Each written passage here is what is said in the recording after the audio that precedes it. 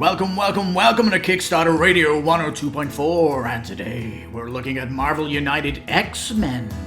Ooh, Lipstickpaddy's had a cracking smile on all day, and it's probably because of this Kickstarter, so let's get to it. Lipstickpaddy, are you there? Please tell us all about it. Whoa, holy smoke! Marvel United's back on Kickstarter, and ooh. Now, all the reviews are in for Marvel United and everyone's loving it. Well, especially if you've got kids to play with. But even so, people love it as like a relaxing game. And you know, when you're playing some complex games like the big campaign games, you need a little break from them to, like, you know, to distill it. Yeah. So this is where these games can come in really well, and everyone's really enjoying it. And even if they went for the all-in, they seem to be trying everything out and testing things out. But there's some interesting things with this one for sure that mix it up. And to be honest, I'm more interested in X-Men than the rest of the other boxes that they did. Simply because I really love this franchise. And I would love to see a DC one as well, but hey, this is Marvel, isn't it? But, you know, can't have everything, can you? This is on its way to raising $1 gazillion, and I'm sure when people see this Kickstarter's out, they're going to be heading here to pick up boxes they didn't get in the original, or you may have got the retail, and this is a good way of picking up some Kickstarter exclusive boxes. So, yeah, really good. Now, as you can see, they have an amazing picture of half of the table. And if there's one thing missing, where's the playmat add-on? You know, where is it? That's the most gorgeous playmat I've seen. It's so beautiful. A big, round playmat, so you can actually get this shape on your table. It's so nice, and I'm sure if you missed it, you'd wanna buy it because this is your second chance of getting it, because you know, if you've played this on the table, it doesn't look like this, does it? But if you got the playmat, it does. But I think maybe if they've not got the playmat out already, they could be an X-Men edition of a playmat. So a second playmat.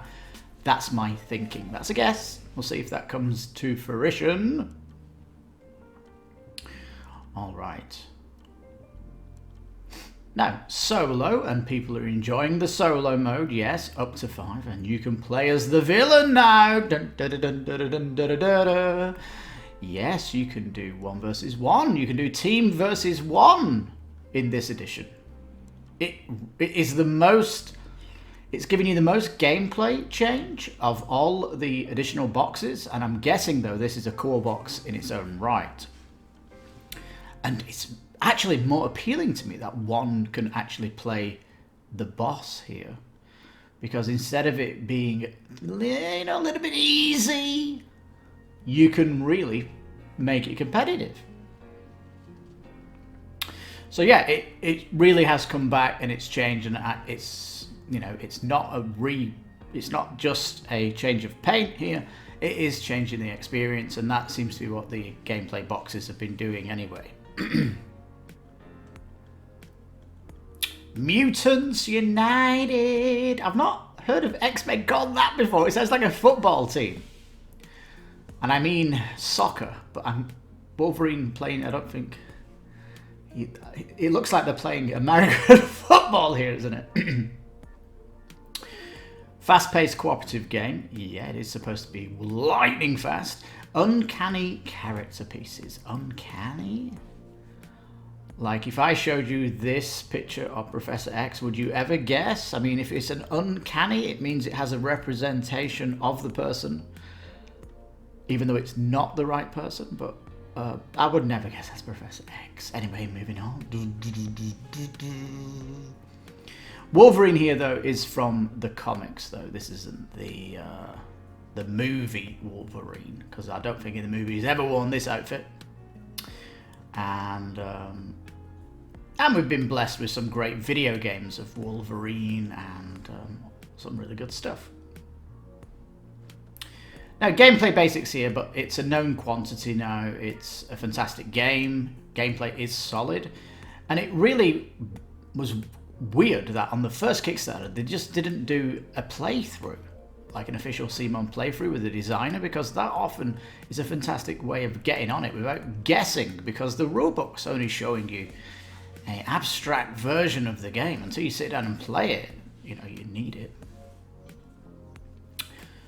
So yeah, if you was waiting for gameplay, it's like I say, everyone seems to be positive about it, and this is a great way to come in and get it. Now here we go.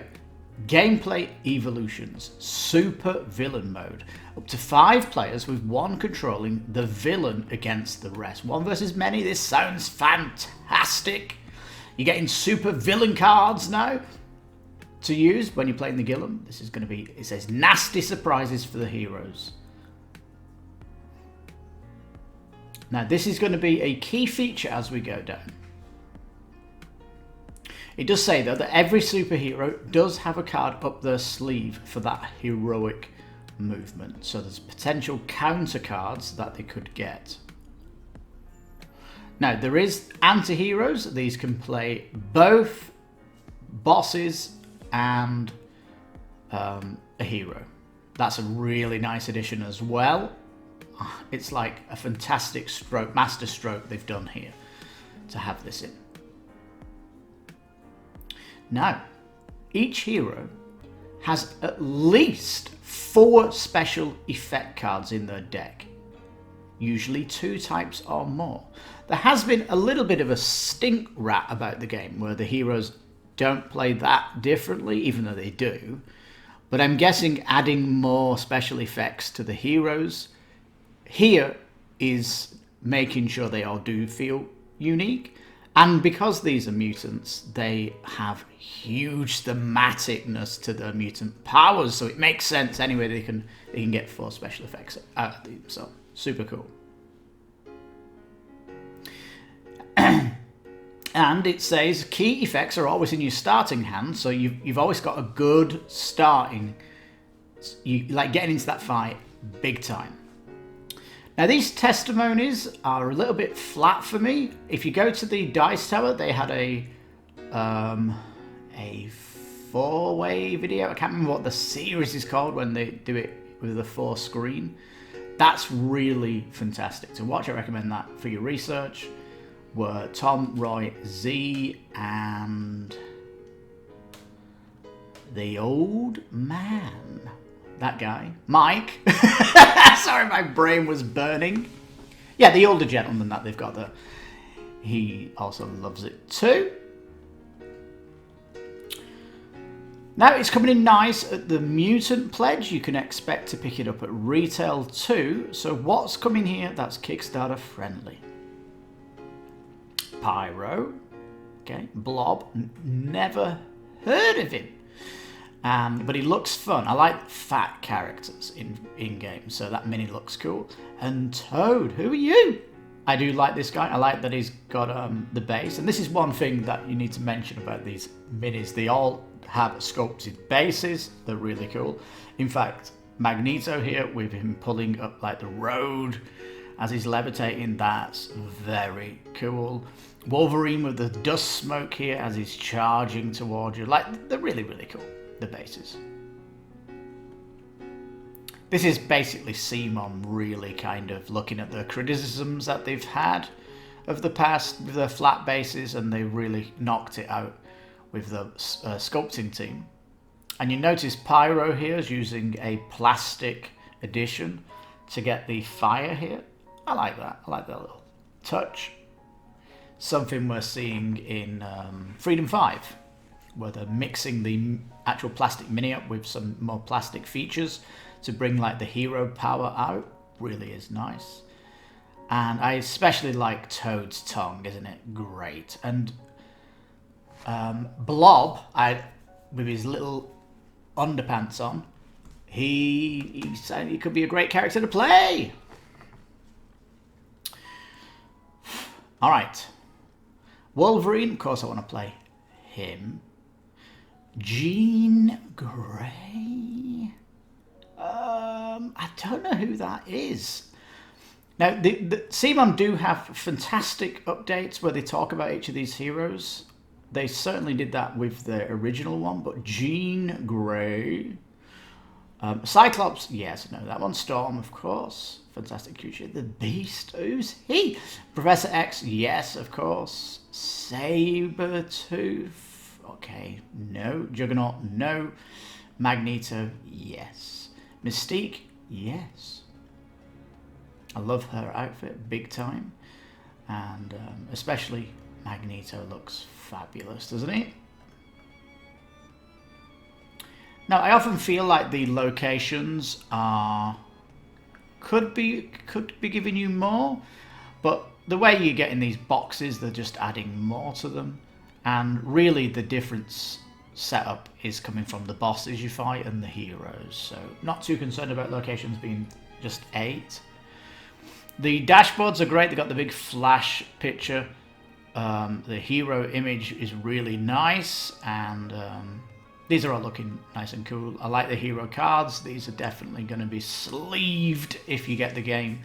And I don't know why CMON don't do like sleeve packs or like an upgraded pledge where they put all the sleeves in and the playmat together. That seems like a obvious pledge. You know, like the all-in with the add-ons, sleeves for the whole of it, and you know what I'm talking about.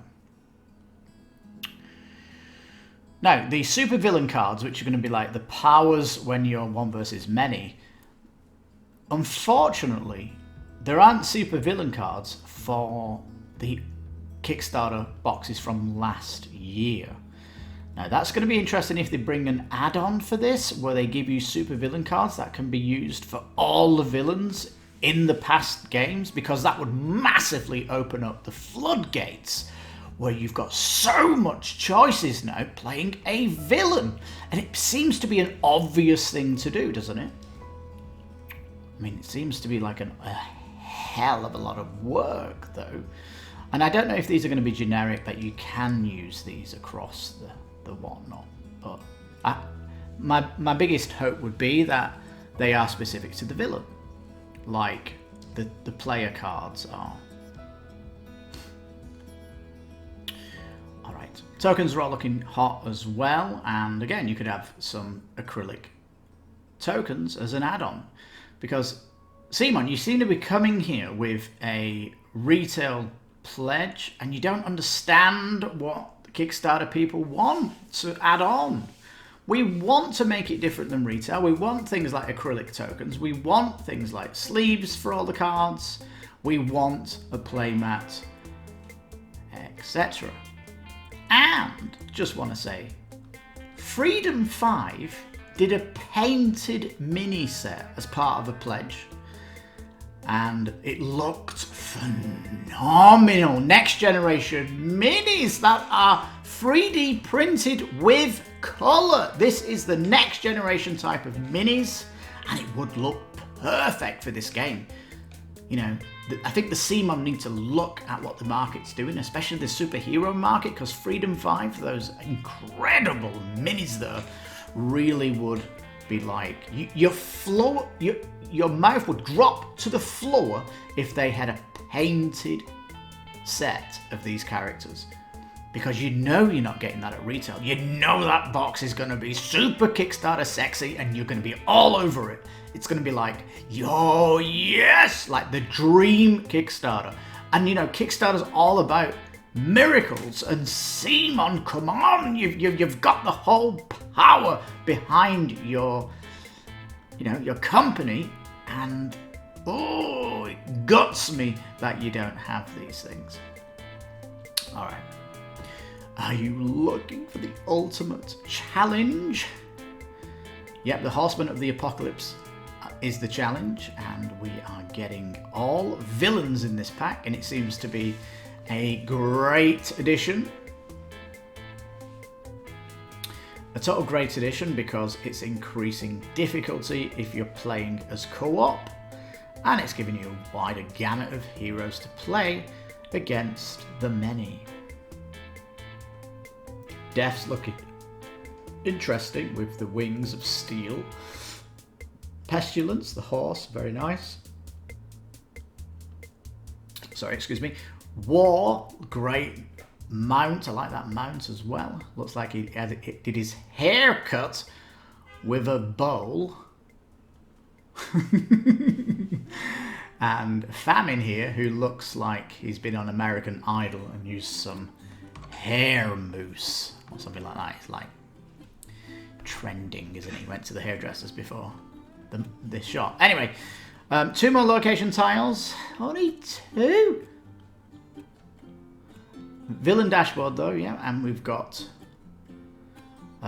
these master plan cards, specific. It looks like we're getting specific ones here to the heroes, which looks good. So all this looks solid, and you can get both of these for $100 on the nose, and it's gonna include the stretch goals. And I really wish they give you a lower pledge without stretch goals, because you might get this $100 for, I don't know, $60 if you get rid of the stretch goals, because we're going to go down the stretch goals and it really is a waste for me. That's what I feel. Now, there is going to be 2-wave shipping. It says the core box is coming September 2021. The box of stretch goals and optional buys, they're coming May of next year. Holy smoke! Alright, that's kind of a note here. And they're doing Kickstarter exclusive stuff. So, optional buys, you can get the Ultimate Classic Bundle. This does not include the core box. You know what? This could have come with a giant box with all of these in. Then it would have been tempting, wouldn't it? You've got the retail and you see all the other expansions in a giant box. Oh my god, you'd want to have that. Freedom 5, that's coming in a giant box and they're putting all the expansions in it. Why can't you have a ultimate box for Marvel United, CMON? It seems obvious. It might cost $30 on top of this. No. You're saving all this cardboard here, and it's the same. Probably it would weigh less. You could bring this pledge tier down if you have a big box. What's going on here? Again, this is the low ambition of CMON, and you can take my advice for free. This is what we like to see. All these expansions, you just have one big box with beautiful inserts, making it look like a labor of love. And of course you get the exclusive stuff here and the Kickstarter boxes. You can get these individually down below, but they're coming in around 40, 45 a hit, some of them 40. This is like a deal. But unless, for me at least, if none of these bosses or villains can't be used for a 1 versus many, I'm not interested in picking up everything from the last Kickstarter. Give me a reason to get this. Give me a big box to maybe make it a bigger question. Because there's nothing greater than bringing a Kickstarter game around to someone's house and they play it, and they can see the difference between it and the retail. For example, this week I played the Isle of Cats, my Kickstarter edition, with all the extra bits and all the juicy fish and giant cats screen printed. And the person who has Isle of Cats has immediately gone to the website and upgraded. So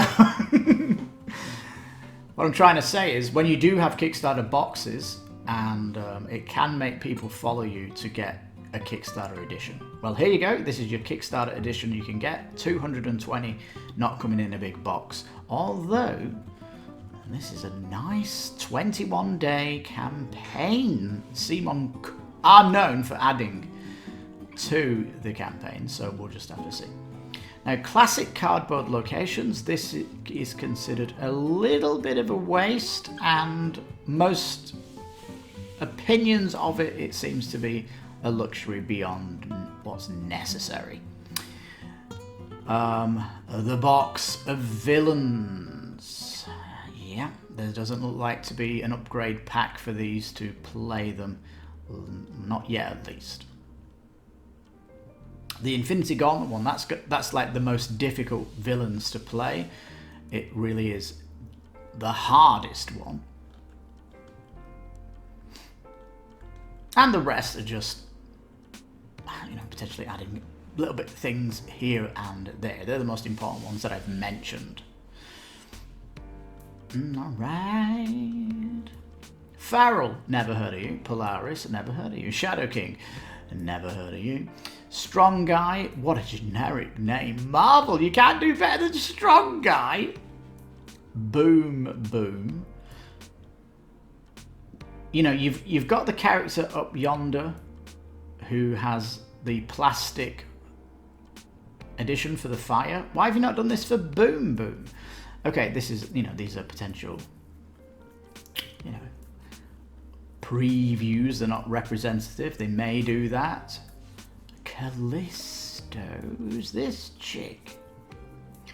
Long Shot. I mean, these names are so, I don't know. If you was playing a computer game and characters had these names, you'd expect it would be a kid's game for 8-year-olds. That's all I'm saying. These names are terrible. Deathbird.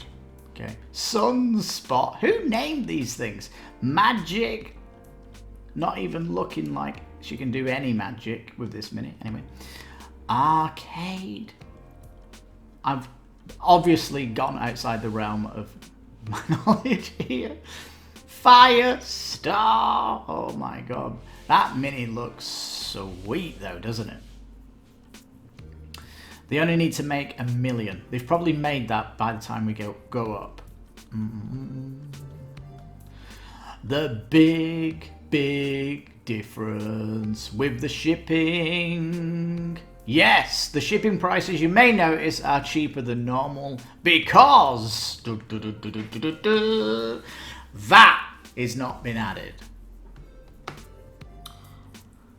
Yeah, and they've got this US section here. Latin America, cheapest delivery, 84 to Mexico. Are you kidding me? Are you kidding me? We just late pledged the Tenaris Adventures all in with Arena the Contest, everything for like almost $600, and the shipping was $35 to Mexico. How can you justify 84? Oh my god, and that's potentially for one box. Now it says if these are based on USPS rates, and they've got to put an individual one here for Mexico. I know I keep ranting about Mexico. This might not even be relevant for you, but for I do have some subscribers, at least 100 from Mexico, actually. So for us, expats and Mexican fans, we do expect to have different shipping. And if you go, say, Miniature Market or Kumini or not, UPS do not charge $84 for one retail box. That is outrageous. What was the last retail game I got? Forgotten Waters with Miniature Market shipping to Mexico was maybe $20. So where are you getting 84 from? It is bonkers. I really hope they can sort that out, and it might be worth a $1 pledge just to see. Just to go in and see what they do with it. They've still not got Mexican-friendly shipping, which absolutely blows my mind. And Tenaris Adventures had Mexico-friendly shipping. So how is an indie studio doing better than you, CMON? It's really strange. You're not just Kickstarter, you're also retail, and you don't have friendly shipping to other areas. All right. I really think they could do with another pass on that. And maybe they can ask Grigori Games.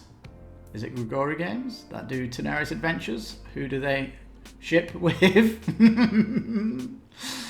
Oh. All right, peeps. It's day one, and there's going to be a lot to change, which means I'm going to come back with a final thoughts, of course, because yeah, we could see some fantastic things like a pack of cards that lets you play with all the heroes from last year's Kickstarter campaign. That'll give you a reason to get the 220 giant pledge. We might see a giant box for all that. That would put a cherry on the cake. Definitely want to see a playmat though. If I back this for 100, I want a playmat. And are they going to think about doing add-ons like acrylic pieces and sleeves? Dear God. Come on, CMON. It's like they don't own their games. Like, if you know, who has Marvel United that's not sleeved it? Who? Let me know in the comments. Did you sleeve your Marvel United? Yeah. Apparently 30% of backers do buy sleeves on Kickstarters from the companies that I've asked. It's around about 30%, so they are missing this. And I am trying my best to help CMON get back into the Premier League of goodness, but just not putting these sexy add-ons here and distinguishing the retail box, you know, to a new level where it's the Kickstarter has some amazing sexy upgrades and amazing stuff. You're just not pushing it that far from the retail for my liking. And you could be doing it, and lots of other backers would be quite happy getting these extra pledge tiers or sticking those add-ons, and who knows.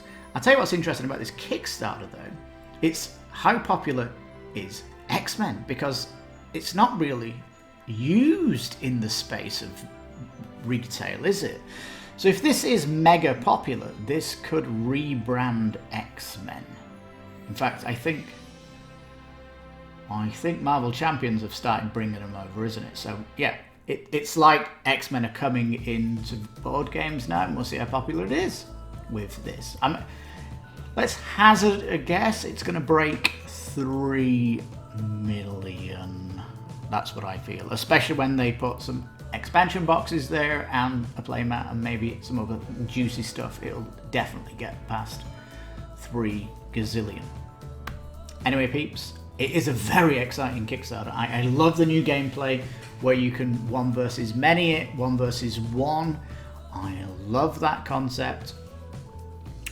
And yeah, I think it's one not to miss. But at the minute, do you just want to wait and pick it up at retail? Do you really need to fork out the shipping costs and VAT prices from CMON when you know you can pick it up at retail?